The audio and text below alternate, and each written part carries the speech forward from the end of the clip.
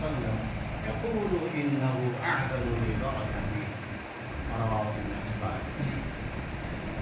ساری تعریفیں اس رب العالمین کے لیے ہے جس نے ہم لوگوں کو عشاء کی نماز جماعت کے ساتھ پڑھنے کی توفیق عطا فرمائی۔ سامع کرام مسلم حضرات، درس احادیث کے اندر جو حدیث چل رہی ہے وہ کھانے پینے کی آداب طور طریقہ۔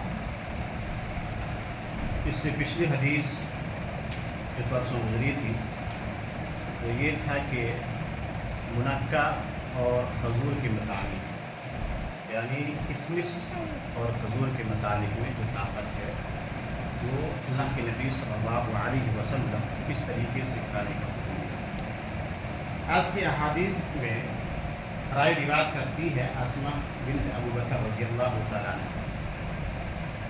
روایت کرتی کہتی کہ جب میں شرید بناتی تھی تو اسے کچھ دیر تک کے لیے ڈھانپ دیتی تاکہ اس کی گرمی کی شدت اور دھواں جاتا رہے۔ پھر وہ کہتی تھی کہ میں نے رسول اللہ صلی اللہ علیہ وسلم کو یہ فرماتے ہوئے سنا، یہ برکت کے لیے بڑی عظیم چیز ہے۔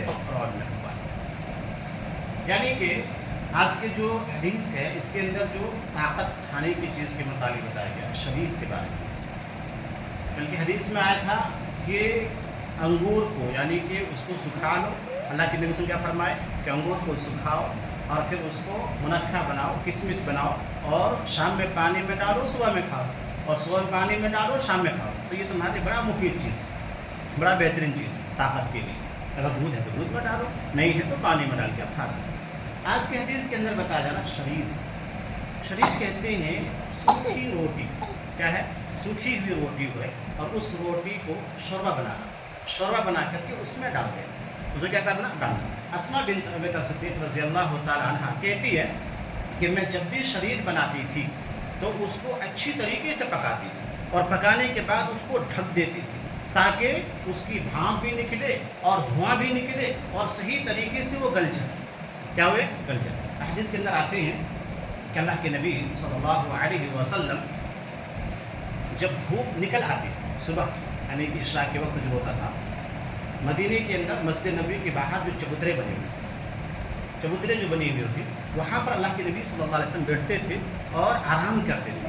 جب دھوپ کی بالکل شدید تپش آ جاتی تھی تو پھر اللہ کے نبی صلی اللہ علیہ وسلم اس شرید کو لایا جاتا تھا اور اللہ کے نبی صلی اللہ علیہ وسلم اس شرید کو کھاتے تھے اور کھانے کے بعد پھر 2 رکعت نماز پڑھا کرتے تھے، یعنی کہ نماز چاشت ہو یا نماز اشراق ہو، جو بھی ہے وہ اللہ کے نبی صلی اللہ علیہ وسلم پڑھتے تھے۔ تو اللہ کے نبی صلی اللہ علیہ وسلم نے اسما بنت ابی بکر صدیق رضی اللہ تعالی عنہ سے فرماتی کہ یہ جو تم نے بنایا، یہ جو تو کھانا ہے، یہ غذا کے لیے بڑا بہترین چیز ہے اور اس میں اللہ نے برکت بھی رکھی ہے اور بڑا ہی طاقت ہے۔ کیا ہے؟ بڑا ہی طاقت ہے۔ تو اللہ کے نبی صلی اللہ علیہ وسلم اس کھانے کو کھا کر کے بھی اور نصیحت کر کے بھی بتلا کر کے بھی اپنی امت کو کہیں تاکہ میری امت کے لوگ جو کھجور، منقع، کسمس نہیں کھا پاتے، جو غریب قسم کے آدمی ہے، جو کم درجے کے آدمی ہے، وہ انسان کم سے کم ان چیزوں سے اپنے اندر طاقت کو لا سکتے ہیں، اللہ کی برکت کو حاصل کر سکتے ہیں اور اللہ تعالیٰ کی برکت کے ذریعہ سے یہ جو سوکھی روٹی کی